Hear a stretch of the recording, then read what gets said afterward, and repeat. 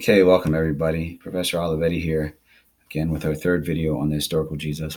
Today we're going we're going to talk about the beginnings of this quest for the historical Jesus.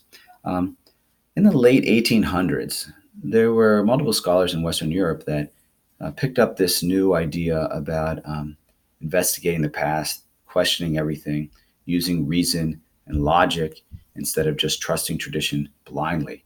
This was a result of the Enlightenment period in Europe. Um, so people started thinking about Jesus and thinking about the Gospels and how do we really know what we know.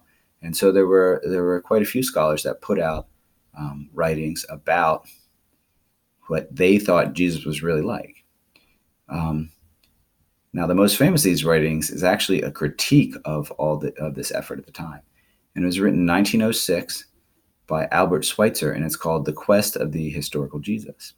So, in this book, Schweitzer notes that all these scholars who have been writing about the historical Jesus seem to come out with a Jesus that pretty much looked like them, right? A Jesus who reflected their own values and interests, right? A Jesus that kind of wanted what they wanted, right?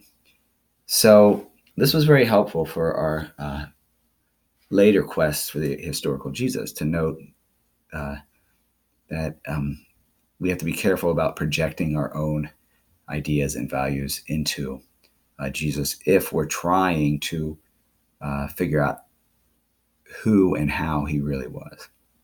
I thought maybe a nice analogy for this would be for us to look at some contemporary films about Jesus. Because when we watch a film about Jesus, since we have a historical consciousness, that is the result of the intellectual and spiritual efforts that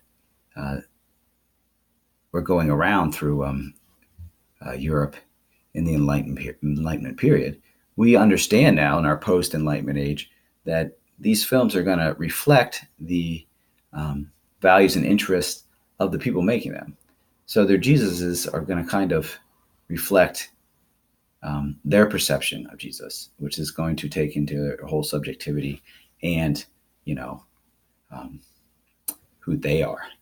So to this, we understand this, and so we can see it, and it's not so misleading for us. So, I mean, for example, we look at some contemporary portrayals of Jesus in the media. There's a great series of short videos from the Gospels focusing on Jesus's ministry. And it's put out by the Church of Jesus Christ of Latter-day Saints, the Mormons as they're called. If you look at those videos, you'll see that they kind of portray Jesus in a way that's in keeping with Mormon ideals. You see he's very poised and reverent.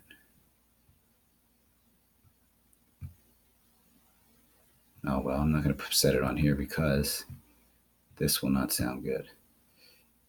Okay, a contrast to that we can find in the Gospel according to Matthew, 1965 or 4, depending, I suppose, on which source you use there. This is a film by an Italian communist, Pasolini. His Jesus is, he focuses, of course, on Jesus's compassion and care for the poor. It's very inclusive Jesus, which is spot on with Matthew. But I think what you'll find more entertaining is just how Italian this is. It's a very kind of emotional portrayal of Jesus, a little different from maybe what we'll see in some American efforts to portray Jesus on the big screen. For example, The Passion of Christ by Mel Gibson. I don't know if you've ever seen this one. But again, you'll see this Christ is, well, he's pretty tough.